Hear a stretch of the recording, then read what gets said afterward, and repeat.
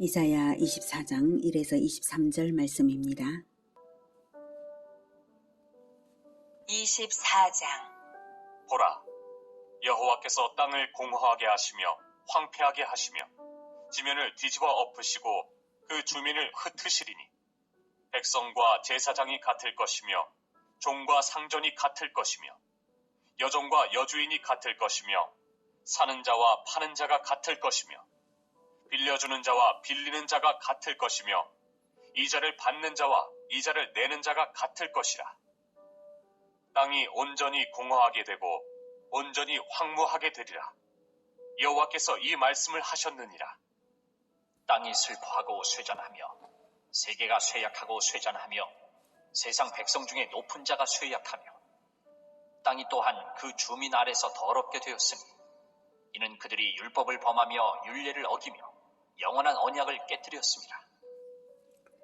사랑하는 형제 여러분, 3월 13일 월요일 저녁 묵상에 오신 것을 환영합니다.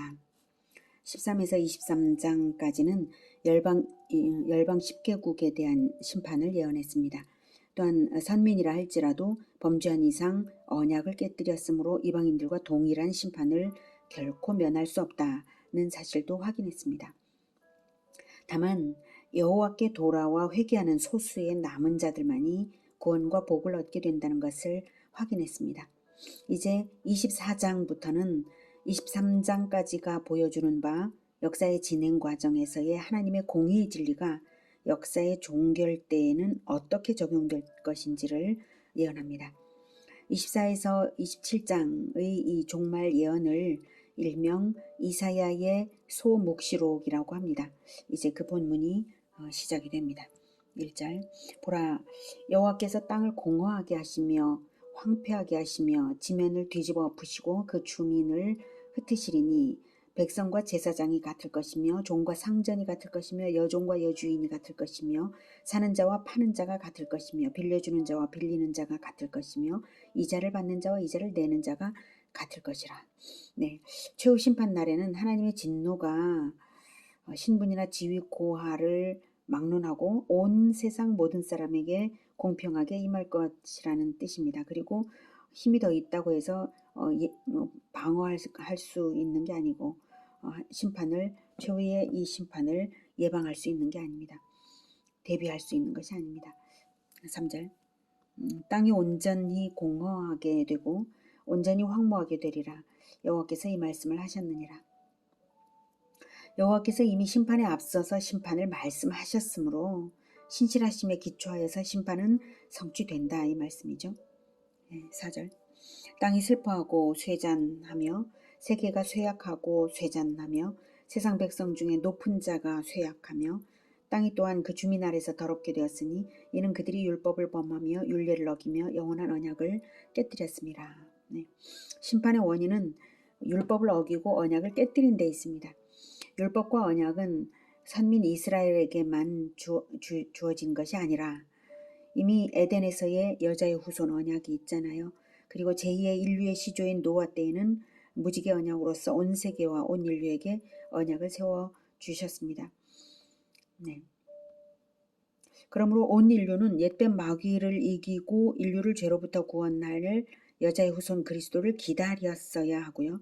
또 무지개 언약으로 말씀하신 최후의 심판 때까지는 전면적 심판은 없지만 홍수 심판으로 나타나신 그 심판의 두려움을 기억하며 사람을 죽이는 죄를 짓지 말았어야 합니다. 그러나 온 인류는 다 죄로 더러워져서 땅도 인간의 죄악 때문에 더러워져서 율법도 언약도 다 깨뜨려졌으므로 진리에 따라 공의의 심판은 더 이상 피할 수 없게 되는 것입니다. 다만 선민 이스라엘에게는 대속의 법을 구체화하여서 주신 것인데요. 선민 중에 나신 그리스도의 복음이 온 세계에 전파되었으나 그리스도의 대속조차 거부하여 믿지 않은 사람들은 더 이상의 도피처는 없고 심판이 임하는 것입니다. 6절부터는 그러므로 심판의 결과 양상입니다. 6절. 그러므로 저주가 땅을 삼켰고 그 중에 사는 자들이 정죄함을 당하였고 땅의 주민이 불타서 남은 자가 적도다. 네, 여호와의 긍휼이 사라진 결과 저주만이 가득해서 진노의 불, 아마도 전쟁과 같은 참화에 태워져서 남은 자가 적어집니다. 7절. 새 포도즙이 슬퍼하고 포도나무가 쇠잔하며 마음이 즐겁던 자가 다 탄식하며 소고치는 기쁨이 그치고 즐거워하는 자의 소리가 끊어지고 수금 타는 기쁨이 그쳤으며 노래하면서 포도주를 마시지 못하고 독주는 그 마시는 자에게 쓰게 될 것이라. 수확기에 잔치하며 즐거워하던 것이 이제는 소출이 없어서 모든 기쁨이 중지되고 포도주 대신 독주라도 마셔서 위로를 받고자 하나 그나마 의물하여서 입에 쓰게 된다. 즉 온통 우울한 사회가 됩니다. 10절. 약탈을 당한 성읍이 허물어지고 집마다 닫혀서 들어가는 자가 없으며 포도주가 없으므로 거리에서 부르짖으며 모든 즐거움이 사라졌으며 땅의 기쁨이 소멸되었도다.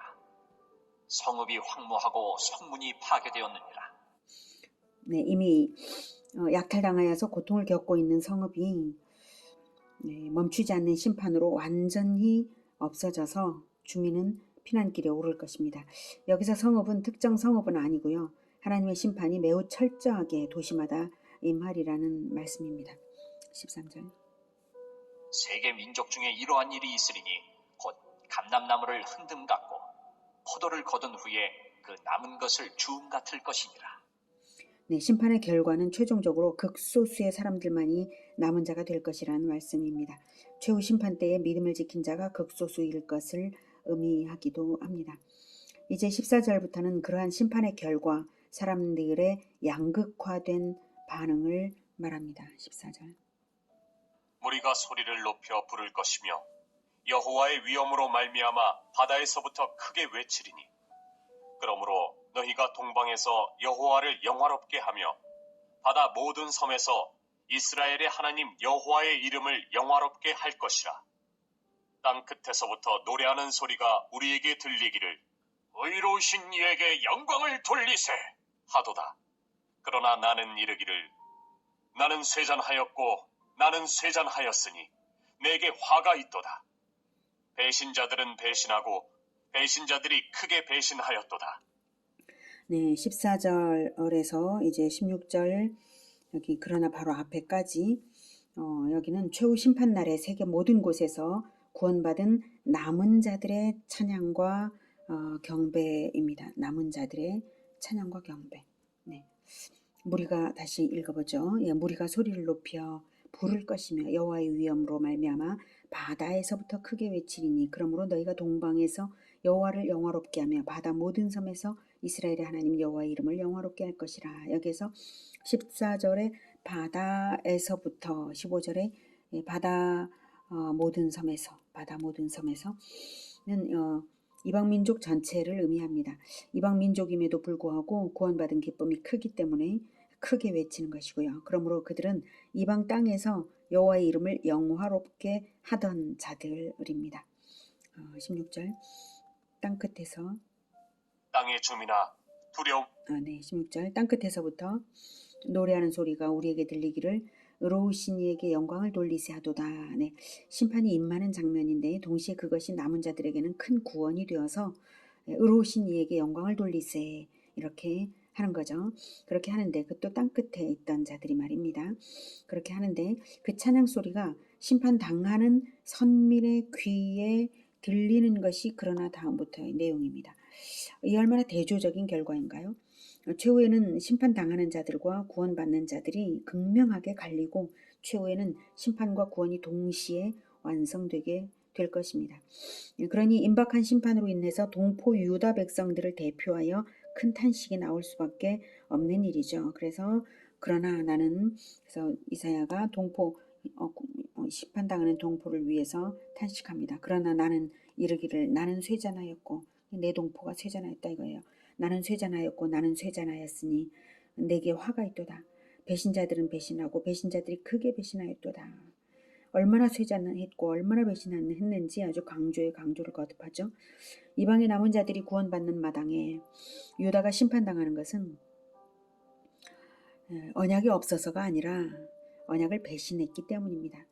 언약이 있었느냐 없었느냐보다 더 중요한 것은 받은 언약을 끝까지 배신하지 않고 지켰느냐만 중요할 따름입니다. 사실 하나님의 언약은 온 인류에게 주어졌거든요. 네. 더 중요한 것이 받은 언약을 끝까지 배신하지 않고 지켰느냐, 이것이 중요하죠. 이어서 17에서 20절은 최후 심판의 양상이 어떠할지를 말하는 것입니다. 과 함정과 올무가 내게 이르렀나니 두려운 소리로 말미암아 도망하는 자는 함정에 빠지겠고 함정 속에서 올라오는 자는 올무에 걸리리니 이는 위에 있는 문이 열리고 땅의 기초가 진동함이라. 네, 땅의 주민이나 모든 땅에 사는 모든 사람들에게 말하는 것입니다. 심판의 양상은 땅의 기초가 진동해서 과학기술로도 대책을 낼 수 없는 멸망이 닥칠 때에 대중적 공포가 엄습하는데요. 그 공포가 오히려 또 함정이 되어서 또 다른 재앙을 초래한다는 것입니다. 위에 있는 문이 열리고 땅의 기초가 진동한다는 것은 노아 때의 홍수의 양상이 하늘에서 문이 열려서 폭포수 같은 물이 쏟아지고 땅의 샘들이 터져서 아래에서도 물이 분출했던 그 장면을 떠올리게 합니다. 그러나 홍수가 다시 있지는 않고요. 다만 노아 때와 같이 철저하게 심판당할 것이라는 뜻입니다. 실로 최후 심판 때에는 이 세상의 자연계가 완전히 소멸되고 성도들을 위해서는 새하늘과 새 땅이 도래할 것입니다. 19절. 땅이 깨지고 깨지며 땅이 갈라지고 갈라지며 땅이 흔들리고 흔들리며 땅이 취한 자같이 비틀비틀하며 원두막같이 흔들리며 그 위에 죄악이 중함으로 떨어져서 다시는 일어나지 못하리라. 네, 자연계의 엄청난 재난과 소멸을 말하고 있습니다. 새하늘과 새 땅의 도래를 위해서 저주받은 인간들의 자연계는 완전히 소멸될 것입니다. 베드로후서 3장 10에서 13절은 또 그것을 이렇게 말하고 있습니다. 제가 읽어드리겠습니다. 그러나 주의 날이 도둑같이 오리니 그날에는 하늘이 큰 소리로 떠나가고 물질이 뜨거운 불에 풀어지고 땅과 그 중에 있는 모든 일이 드러나리로다. 이 모든 것이 이렇게 풀어지리니 너희가 어떠한 사람이 되어야 마땅하냐. 거룩한 행실과 경건함으로 하나님의 날이 임하기를 바라보고 간절히 사모하라. 그날에 하늘이 불에 타서 풀어지고 물질이 뜨거운 불에 녹아지려니와 우리는 그의 약속대로 의가 있는 곳인 새 하늘과 새 땅을 바라보도다. 아멘. 이렇게 심판을 완성하시는 것은 영원한 통치를 위해서입니다. 21절. 그날에 여호와께서 높은 데에서 높은 군대를 벌하시며 땅에서 땅의 왕들을 벌하시리니 그들이 죄수가 깊은 옥에 모임같이 모이게 되고 옥에 갇혔다가 여러 날 후에 형벌을 받을 것이라. 그때 달이 수치를 당하고 해가 부끄러워하리니 이는 만군의 여호와께서 시온산과 예루살렘에서 왕이 되시고 그 장로들 앞에서 영광을 나타내실 것입니다. 여호와께서 최후 심판날에 천상의 모든 악한 영들과 땅의 모든 악한 권세자들을 멸하신 후에 영원한 나라를 건설하시고 친히 왕이 되셔서 영원히 통치하실 것을 예언한 것입니다. 21절에 그날에 여호와께서 높은 데에서 높은 군대를 벌하시며 땅에서 땅의 왕들을 벌하시리니 이때 높은 군대는 공중 권세를 잡은 사탄의 무리를 말하고요. 땅의 왕들은 높은 군대 즉 마귀 세력의 지시를 받아서 그들이 시키는 대로 마귀가 시키는 대로 악한 세상을 이끌던 세상의 지도자들을 말합니다. 22절 그들이 죄수가 깊은 옥에 모임같이 모이게 되고 옥에 갇혔다가 여러 날 후에 형벌을 받을 것이라. 네. 죄수들이 미결수로 옥에 갇혔다가 최후로 재판을 받고 형벌을 받는 것처럼 악한 무리들도 일단 결박당하여서 깊은 옥에 갇혔다가 심판을 받고서 최후의 형벌처로 간다는 것입니다. 여기서 옥이란 요한계시록에서 말하는 무저갱일 것입니다. 요한계시록 20장 2에서 3절에 제가 읽겠습니다. 용을 잡으니 곧 옛뱀이요 마귀요 사탄이라 잡아서 1000년 동안 결박하여 무저갱에 던져 넣어 잠그고 그 위에 인봉하여 1000년이 차도록 다시는 만국을 미혹하지 못하게 하였는데 그 후에는 반드시 잠깐 노일이라 이렇게 말하고 있습니다. 23절 그때의 달이 수치를 당하고 해가 부끄러워하리니 이것은 이제 하나님의 빛이 강하기 때문입니다. 부끄러워하리니 이는 만군의 여호와께서 시온산과 예루살렘에서 왕이 되시고 그 장로들 앞에서 영광을 나타내실 것임이라. 네. 최종적으로 하나님께서 친히 왕이 되사 의의 태양으로 비치기 때문에 해와 달이 무색하게 될 것입니다. 요한계시록 21장 22에서 25절이 그 천국의 양상을 보여줍니다. 제가 읽겠습니다. 성 안에서 내가 성전을 보지 못하였으니 이는 주 하나님 곧 전능하신 이와 및 어린 양이 그 성전이심이라.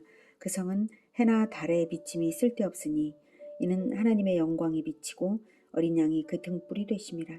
만국이 그 빛 가운데로 다니고 땅의 왕들이 자기 영광을 가지고 그리로 들어가리라. 낮에 성문들을 도무지 닫지 아니하리니 거기에는 밤이 없음이라. 네. 자, 이는 만군의 여호와께서 시온산과 예루살렘에서 왕이 되시고 그 장로들 앞에서 영광을 나타내실 것임이라. 시온산 즉 새하늘과 새 땅에 새 예루살렘에 강림하셔서 다스리시며 영광을 나타내실 것입니다. 여기서 장로들은 하나님의 보좌 앞에 있는 24장로들입니다. 즉 신구약 성도, 신구약 모든 성도들의 대표를 말합니다. 구약 12지파, 신약 12사도들을 대표하는 24장로들입니다. 요한계시록 4장 4절에 보면 또 보좌에 돌려 24 보좌들이 있고 그 보좌들 위에 24장로들이 흰옷을 입고 머리에 금관을 쓰고 앉았더라 이렇게 말하고 있습니다. 오늘은 최후 심판의 공평성, 심판의 이유, 심판의 양상 그리고 심판의 완성과 동시에 이루어질 구원의 완성으로 인해서 심판 때에 극명하게 갈릴 인간들의 양극화된 운명에 대해서도 배웠습니다. 악한 세력은 영원한 형벌로 들어가고 남은 자들은 영원한 하나님 나라로 들어가서 해보다 찬란한 하나님의 통치 아래 하나님의 영광을 보게 될 것을 알았습니다. 모든 것의 최후를 보았으니 우리의 선택은 오직 하나입니다. 우리 죄를 대신해 피를 뿌리심으로써 언약의 주 되신 우리 주 예수 그리스도 안에서 언약을 결코 배반하지 않고 끝까지 언약을 지켜 끝까지 남은 자들이 되어야 하겠습니다. 그러므로 어린 양이 어디로 인도하든지 실천의 발걸음으로 따라가는 우리 모두가 되기를 기원합니다. 기도하겠습니다. 은혜가 충만하신 아버지, 우리를 구원하시려고 아들의 생명을 내어주셔서 언약의 주가 되게 하시니 정말 감사합니다. 예수 그리스도의 피가 언약의 피가 되어서 우리를 구원하시니 우리가 오직 예수님 안에 있겠습니다. 그리고 예수님께서 가시는 그 길을 따라서 가겠습니다. 오직 하나님께 영광이 되는 우리 주 하나님을 영화롭게 하는 우리 주 예수 그리스도의 이름을 영화롭게 하는 그러한 우리가 되도록 주여 도와주시옵소서. 그래서 마지막 최후에는 우리가 하나님께 영원한 영광의 찬양을 올려드릴 수 있게 그리고 영원히 찬양하며 살아갈 수 있게 도와주시옵소서. 예수 그리스도의 이름으로 기도드립니다. 아멘. 이어지는 시간은 개인 기도 시간입니다.